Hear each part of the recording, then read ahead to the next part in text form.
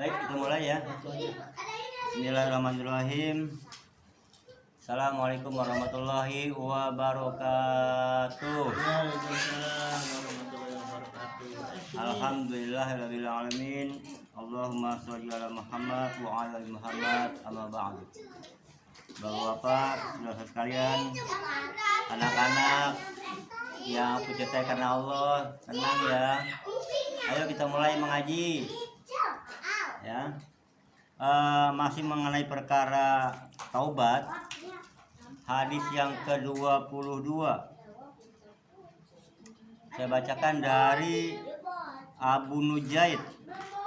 Semoga Allah meridhoinya, bahwasanya ada seorang wanita dari suku Juhainah mendatangi Rasulullah SAW, dan dia sedang dalam keadaan hamil karena perbuatan zina.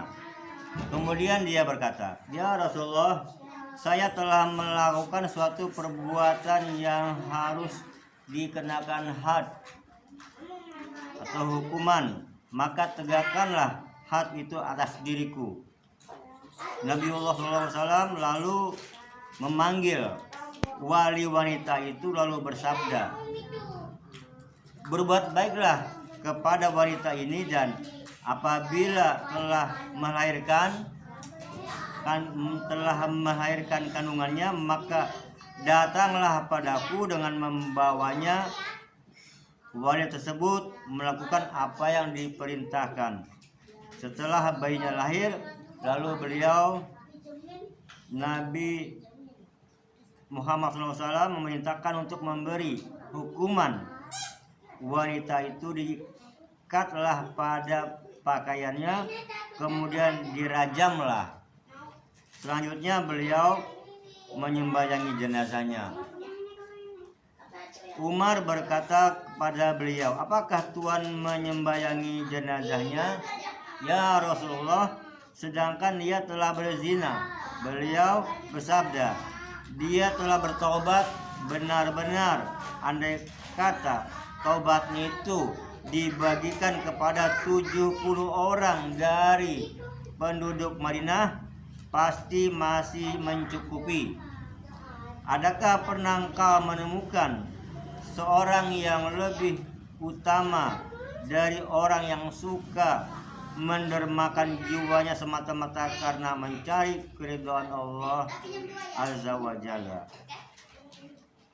Hadis riwayat Muslim. Kemudian yang kedua, hadis yang ke-23 dari Ibnu Abbas dan Anas bin Malik, bahwasanya Rasulullah SAW bersabda, "Andai kata seorang anak Adam, yakni manusia, itu memiliki selembah emas, ia tentu menginginkan memiliki 2 lembah, dan sama sekali tidak akan memenuhi mulutnya kecuali tanah, yaitu setelah mati, dan Allah menerima taubat kepada orang yang bertobat." Saya ulangi hadis yang ke-23 dari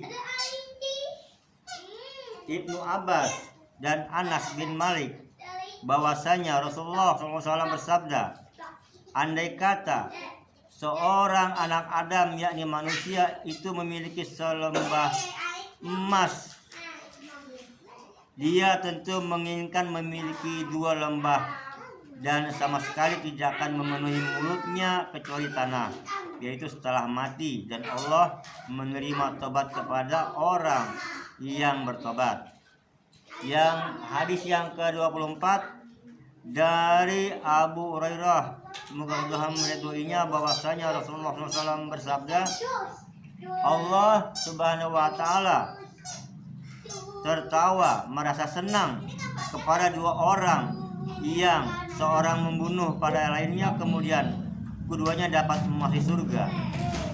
Yang seorang itu berperang fisabilillah, kemudian dia dibunuh. Selanjutnya Allah menerima taubat atas orang yang membunuhnya tadi. Kemudian dia masuk Islam, dan selanjutnya dibunuh pula sebagai seorang syahid."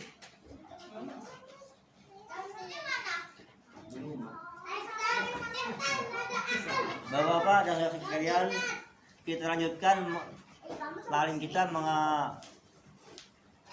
kepada bab 3, yaitu mengenai perkara sabar. Allah Subhanahu wa taala berfirman, Bismillahirrahmanirrahim, yang artinya, hai sekalian orang yang beriman, bersabarlah dan cukupkanlah kesabaran itu. Surat Ali Imran ayat ke-200.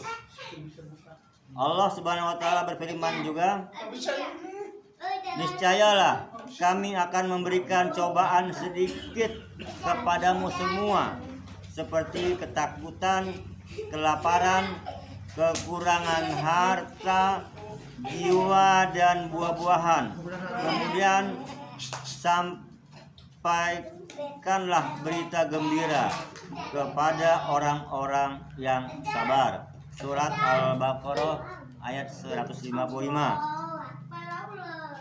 Lalu Allah Subhanahu wa taala berfirman, sesungguhnya orang-orang yang bersabar itu akan dipenuhi pahala mereka dengan tiada hitungannya karena amat banyaknya. Surat Az-Zumar ayat ke-10. Selanjutnya Allah berfirman, orang yang bersabar dan suka memaafkan, sesungguhnya hal yang demikian itu niscayalah termasuk pekerjaan yang dilakukan dengan hati yang teguh. Surat Asy-Syura ayat ke-43. Allah berfirman, mintalah pertolongan dengan sabar dan mengerjakan sholat. Sungguhnya Allah bersama orang-orang yang sabar. Surat Al-Baqarah ayat 153. Lalu Allah berfirman, dan sesungguhnya kami hendak menguji kepadamu semua sehingga kami dapat mengetahui siapa di antara engkau semua itu yang benar-benar berjihad dan siapa pula orang-orang yang bersabar. Surat Muhammad ayat ke-31. Ayat-ayat yang mengandung perintah untuk bersabar dan yang menerangkan keutamaan sabar itu amat banyak sekali dan dapat dimaklumi. Hadis yang ke-25 dari Abu Malik Al-Harits bin Asim Al-Ansari, semoga Allah meridhoinya, berkata Rasulullah SAW bersabda, bersuci adalah separuh keimanan dan alhamdulillah itu memenuhi timbangan. Subhanallah dan alhamdulillah itu dapat memenuhi atau mengisi penuh apa-apa yang ada di antara langit-langit dan bumi. Salat adalah pahaya, sedekah adalah sebagai tanda keimanan bagi yang memberikannya. Sabar adalah merupakan cahaya pula. Al-Quran adalah merupakan hujah untuk kebahagiaanmu. Dikala mengikuti perintah-perintahnya dan menjauhi larangannya, dan dapat pula sebagai hujah atas kemalanganmu jikalau tidak mengikuti perintah-perintahnya dan suka mendengar, suka melanggar larangan-larangannya. Setiap orang itu berpagi-pagi maka ada yang menjual dirinya kepada Allah, berarti dia memerdekakan dirinya sendiri dan siksa Allah Subhanahu wa taala itu, dan ada yang merusakkan dirinya sendiri juga karena tidak menginginkan keridhaan Allah Subhanahu wa taala. Riwayat Muslim. Keterangannya, hal-hal yang diperhatikan dalam hadis ini ialah bersuci. Yang pertama bersuci yakni mensucikan diri dari hadas dan kotoran. Yang kedua memenuhi neraca karena sangat besar pahalanya, hingga secara neraca akhirat penuh dengan ucapan itu saja. Yang ketiga artinya andai kata pahalanya itu dibentuk menjadi jisim yang tampak pasti dapat memenuhi langit dan bumi. Yang keempat, sholat adalah cahaya, yakni cahaya yang merangi kita ke jalan yang diridhoi Allah. Sebab orang yang tidak suka bersembahyang pasti hati nuraninya tertutup daripada kebenaran yang sesungguh-sungguhnya. Yang kelima, sedekah yang sunnah atau wajib atau zakat itu merupakan kenyataan yang menunjukkan bahwa orang itu benar-benar telah melakukan perintah Allah. Yang keenam, Al-Quran itu hujah atau keterangan bagimu, yakni membela dirimu kalau engkau suka melakukan isinya, atau juga keterangan atasmu, yakni mencelakakan dirimu, yaitu kalau engkau menyalahi apa-apa yang menjadi perintah Allah. Yang ketujuh, kita di dunia ini ibarat orang yang sedang dalam bepergian ke lain tempat yang hanya terbatas sekali waktunya. Di tempat itu kita menjual diri, yakni memperjuangkan nasib untuk hari depan seharusnya yang bekal, atau yaitu di akhirat yang kekal, ya. Untuk hari depan seterusnya yang kekal yaitu di akhirat. Tetapi di dalam memperjuangkan itu ada di antara kita yang memerdekakan diri sendiri, yakni melakukan semua amat baik dan perintah-perintah Allah, amal baik dan perintah-perintah Allah, sehingga diri kita merdeka nanti di surga. Tetapi ada pula yang merusak dirinya sendiri karena melakukan larangan-larangan Allah, hingga rusaklah akhirnya nanti di dalam neraka. Amat pedih siksa yang ditemuinya.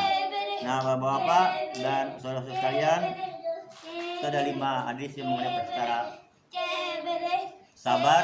Tadi diawali dengan perkara taubat. Jadi segeralah kita bertobat dari sekarang dan lakukan semua perintah-perintah Allah dengan sabar, ya, karena Allah juga berpesan ista'inu bisabri wassalah. Ya, jadikanlah sabar dan salat sebagai penolongmu. Innallaha ma'as-sabirin. Sungguhnya Allah itu beserta orang-orang yang sabar.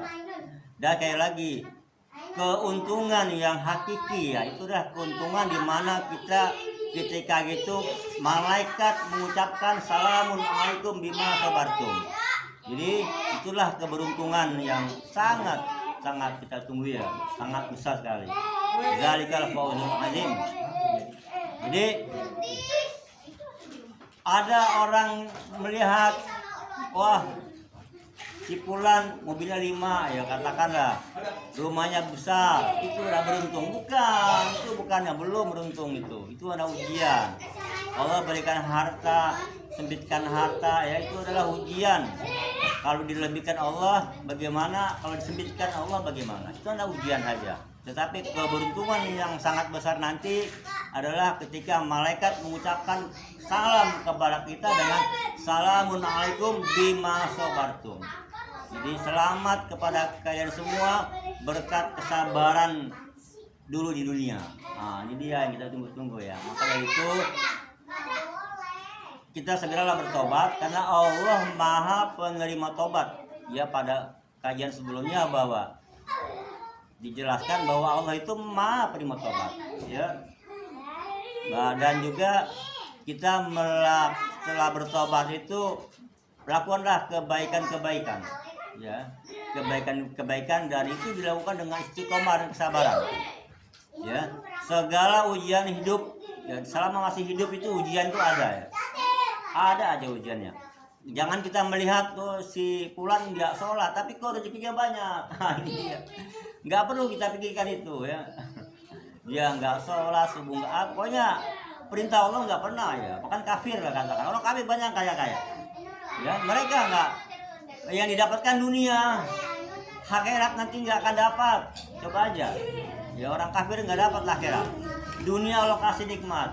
Ya, tapi orang beriman, orang Islam kayak kita ini diuji sama Allah. Diuji dengan kelebihan harta, kesempitan, ya, kesulitan hidup, itu ujian. Maka dari itu pantaslah malaikat nanti mengucapkan Assalamualaikum bima sabartum. Selamat, ya, salam kepada kalian semua dulu dunia sabar. Dikasih ujian, suami begini, istri begini, anak begitu, sabar, ya. Ya, dikasih kesempitan rezeki, sabar, enggak pernah mengeluh sedikit pun, ya. Hanya meminta kepada Allah. Ya, karena apa? Allah udah janji utuni astajib lakum. Mintalah kepadaku, kata Allah, pasti aku kabulkan. Nah, jadi jangan kita berputus asa kepada rahmat Allah, ya, kasih sayang Allah. Jangan pernah putus asa dan jangan berprasangka buruk kepada Allah. Ya, kita sudah sholat, puasa, haji, ya, tapi kok sempitan, kesulitan, ada ayat yang itu udah ujian, ya. Yakinlah bahwa itu ujian, kita diuji. Namanya mau masuk surga kan diuji lah. Ya, kayak orang mau lulus dari tingkat pendidikan tertentu ke pendidikan lainnya kan diuji dulu, tes, ya. Kalau lulus masuk, ya. Kalau nggak lulus singkir. Nah, itu saja. Mudah-mudahan kita selalu diberikan petunjuk, hidayah, ya. Kemudian diberikan kesabaran oleh Allah. Marilah sama-sama kita istiqomah melakukan kebaikan-kebaikan dan rutin setiap malam Kamis ini kita pelan-pelan sedikit-sedikit kita mengkaji hadis-hadis daripada kitab Riyadhus Shalihin. Mudah-mudahan apa yang kita dapatkan kita serap dan kita mendapatkan ampun dari Allah. Allah terima tobat kita dan Allah matikan kita dalam keadaan tidak berdosa dan dalam keadaan Allah hidup kepada kita. Dan nanti kita dengar malaikat mengucapkan Assalamualaikum bima sabartum. Assalamualaikum warahmatullahi wabarakatuh. Waalaikumsalam.